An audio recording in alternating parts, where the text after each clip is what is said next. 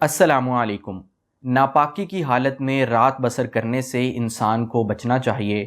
جس حد تک ممکن ہو، اگر کوئی عذر نہ ہو تو انسان یہی کوشش کرے کہ وہ پاکی کی حالت میں سوئے۔ اگر کوئی مجبوری ہو، جیسے کہ عورتیں حالت حیض میں ہوں، تو ایام حیض کی وجہ سے انہیں اسی حالت میں سونا پڑتا ہے، تو اس میں تو کوئی حرج کی بات نہیں، کیونکہ یہ ایک ایسا نظام ہے جو اللہ تعالیٰ نے عورتوں کے جسموں کے ساتھ جوڑ رکھا ہے۔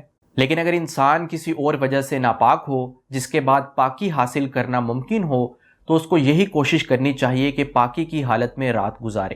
نبی اکرم صلی اللہ علیہ وسلم نے ارشاد فرمایا، اپنے ان جسموں کو پاک صاف رکھو، اللہ تعالیٰ تمہیں پاک صاف رکھے گا۔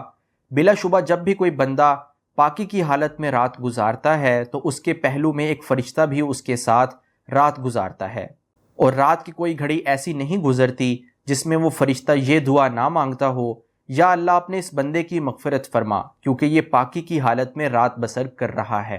تو آپ صلی اللہ علیہ وسلم کی زبان اقدس سے کتنی بڑی فضیلت ہے اس شخص کے لیے جو پاکی کی حالت میں رات بسر کرتا ہے، کہ جب انسان پاک صاف ہو کر سوتا ہے تو ایک فرشتہ رات بھر اس کے ساتھ رہتا ہے، جو اس کے لیے یہ دعا کرتا رہتا ہے کہ اے اللہ اپنے اس بندے کی مغفرت فرما، کیونکہ یہ پاکی کی حالت میں رات بسر کر رہا ہے۔ امید ہے اس موضوع پر بات آپ کو اچھی لگی ہوگی۔ اب میں آپ کی اجازت چاہتا ہوں۔ السلام علیکم۔